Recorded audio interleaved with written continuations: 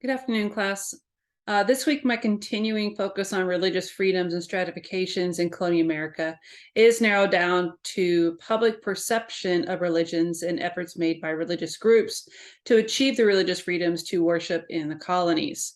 America History and Life database we utilized this week to discover new articles and other historical references resulted in numerous references that I've narrowed down to 3 for this discussion. The bulk of the research found this week, I'll save that and utilize it in future works. I was pleased to find one of my favorite references in the database this week, Under the Cope of Heaven by Patricia Bonamy. Her book focuses on religion, society, and politics in colonial America, and I've used her book dozens of times in research, as you can see. Pertinent to the discussion of religious class and perception in colonial America, Bonamy discusses church and social rank as well as the formation of American religious culture.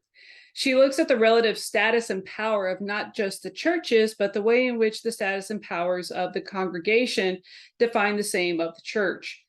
She discusses this regionally rather than colonies-wide, and states that 3 churches and 1 sect were able to achieve political and social preeminence in the 17th century because the people and power were because the people and the power were aided by the fact that they were the officially established or dominant religious institutions in the specific areas, such as the Anglican Church in the South, Congregationalist churches in New England, the Dutch Reformed Church in New York, and the Society of Friends in Pennsylvania.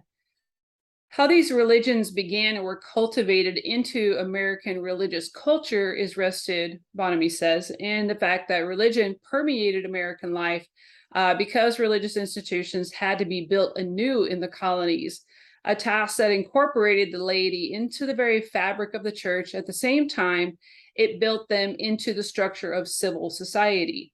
Churches were social and political, and the elders were providing spiritual guidance as well as being leaders in their communities socially and politically. Another historical academic I have referenced in previous research is David Copeland, and this week his literature concerning religion in colonial America through newspapers is particularly suitable to this discussion.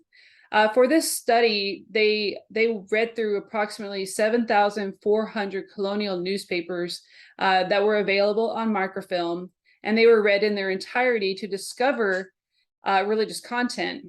Public newspaper publication of sermons, hymns, and other similar submissions from the public greatly influenced public perception, understanding, and you can see the evolution of tolerance of religions through these publications as well. Religious thought was shaped by these newspapers throughout the colonies, affecting religious perception and the politics of these periods as well.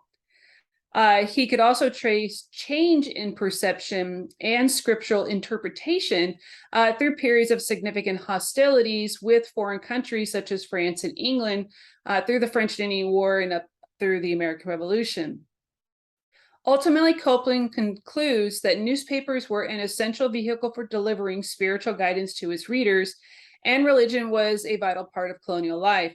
However, it was not just through printing scripture, hymns, poems, and the like that this was achieved, but also through publicizing events, natural events, and other things that were attributed to God's providence, right? So such as a safe ocean crossing from Europe, or maybe the sinful acts of some criminals that were justly punished. These were also items that were associated with religion that were published in these newspapers. Lastly, this week, I wanted to include a reference that specifically focused on 1 or 2 religions seeking their liberties and freedoms to worship in colonial America. W. Preston Haney's Presbyterians and Baptists, A Struggle for Religious Freedoms, is focused on these religions and their struggle for religious freedoms in the Northern Neck in the Virginia colony.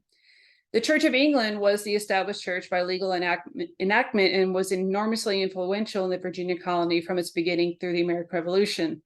This article reviews about 100 years worth of individual and combined efforts of the Presbyterians and Baptists in Virginia to achieve through legislation this religious freedom, their religious freedoms, culminating in the Statute of Virginia for Religious Freedoms, drafted in 1777 and adopted in 1785, providing, as Copeland states, the essence for religious freedoms and separation of church and state, as expressed in the United States Constitution.